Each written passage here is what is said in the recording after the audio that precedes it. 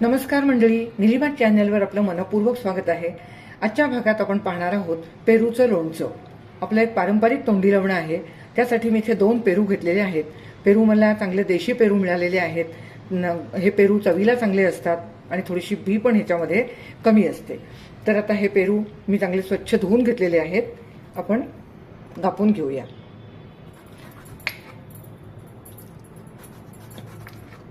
पेरू हे अगदी सात्विक गुणधर्माचं असं फळ आहे। डायबिटीसला पेरू चालतो। पेरूमध्ये जीवनसत्व अ आणि क भरपूर प्रमाणात आहे। फायबर आहे। टॅनिन नावाचं आम्ल पेरूमध्ये आहे। ग्लुकोज आहे। त्यामुळे पेरू अन्नपचनासाठी अगदी उत्तम। त्यामुळे जेवणानंतर पेरू खावा।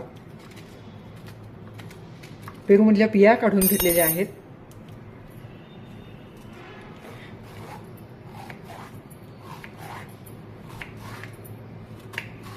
पेरू बुद्धिवर्धक आहे, शक्तिवर्धक आहे।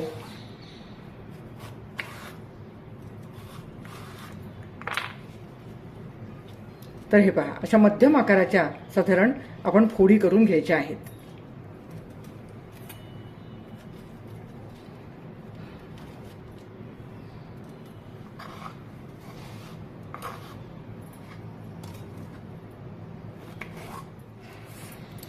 आता पेरूच्या फोडी करून झालेल्या आहेत। एक पेरू थोडासा गुलाबी निघालेला आहे, पण काहीच हरकत नाही।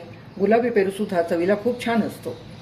पेरूमधून निघालेला हा जो गर आहे तो ह्याच्यामध्ये एक ग्लासभर पाणी घालून चांगलं स्मॅशरनी चांगलं ढवळून घ्यायचं। त्या बिया तो गर चांगला फोडून घ्यायचा आणि गाळून घ्यायचं।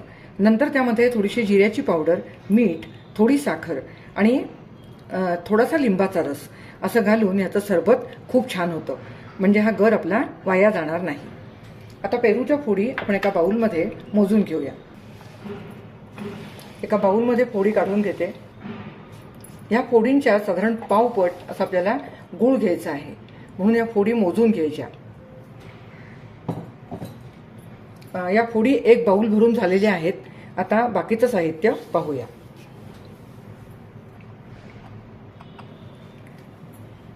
गूळ घेतलेला आहे फोडींच्या पावपट, म्हणजेच 1/4। गूळ तुम्ही कोणताही घ्या, ऑर्गॅनिक घेतलात तरी चालेल किंवा पिवळा घेतलात तरीही चालेल। दाण्यांचं कूट 1 ते 1.5 चमचा। हे दाण्यांचं कूट थोडंसं मिक्सरवरती जास्त फिरवून घ्यायचं।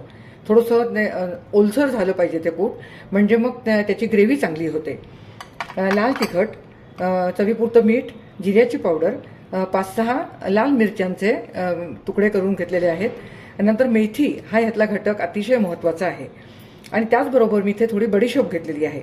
आपल्या पारंपरिक पद्धतीमध्ये बडीशेप आणि लाल सुक्या मिरच्यांचे तुकडे नाही आहेत, पण मी नेहमी वापरते आणि लोणचं अप्रतिम होतं। तुम्ही पण नक्की याचा वापर करून पहा। या व्यतिरिक्त आपल्याला फोडणीसाठी तेल लागेल आणि फोडणीचं साहित्य लागेल। तर चला आता लोणचं करायला सुरुवात करूया। कढई तापत ठेवली आहे। साधारण आमटीची 1 पळी तेल घातलेलं आहे।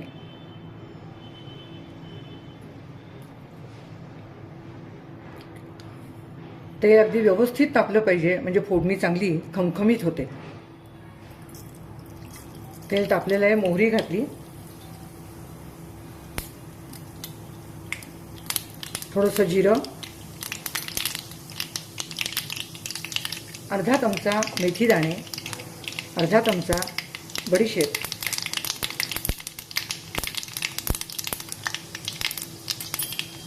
लाल सुक्या मिरच्यांचे तुकडे, अर्धा चमचा हिंग आणि हळद।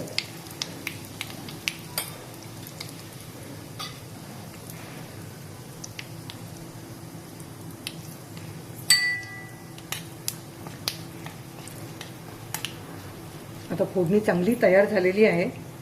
यामध्ये घालूया पेरूच्या फोडी।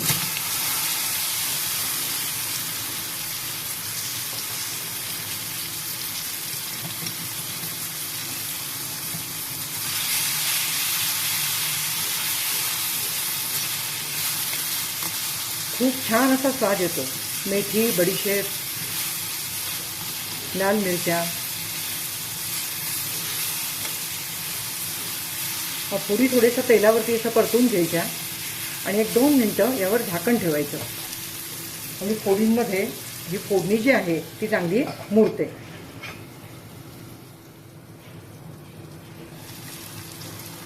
आता 2 मिनिटांनंतर यामध्ये आपण दाण्यांचं कूट घालायचं आहे.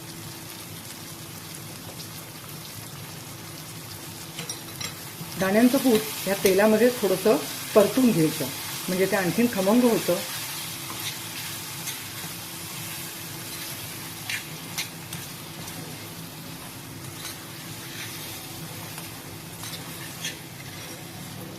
पेरूच्या फोडी 2 ते 3 मिनिटं परतून झाल्या.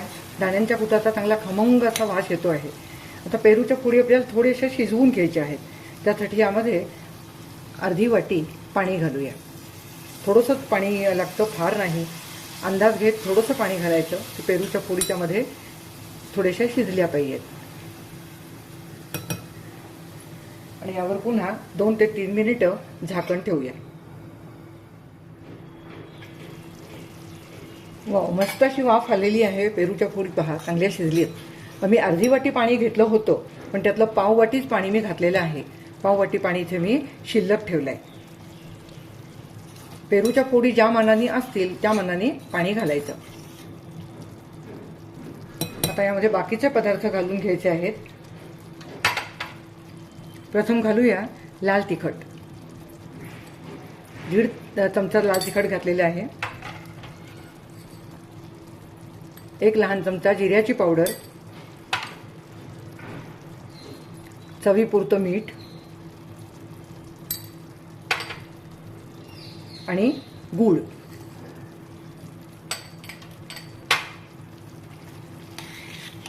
आता यामध्ये गुळाचा पाक होईल छान, आणि त्यामध्ये या फोडी पुन्हा एकदा चांगल्या शिजतील.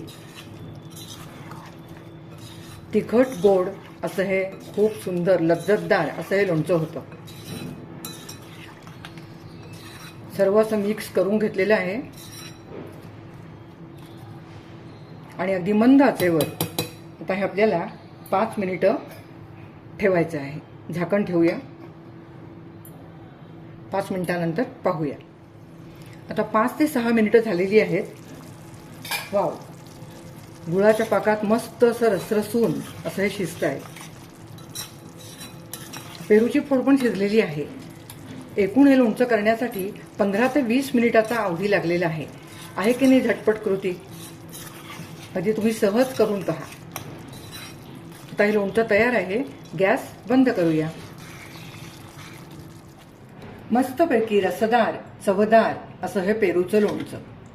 पोळीबरोबर खा, फुलक्याबरोबर खा, आमटी भाताबरोबर खा, किंवा कोणत्याही प्रकारच्या जेवणामध्ये डाव्या बाजूचं एक रुचकर असं तोंडी लावणं. अगदी जरूर करून पहा. कृती आवडली असेल तर लाईक करा, शेअर करा आणि सबस्क्राईब करा. पुन्हा भेटूया अशाच एका चवदार रेसिपीसह. धन्यवाद.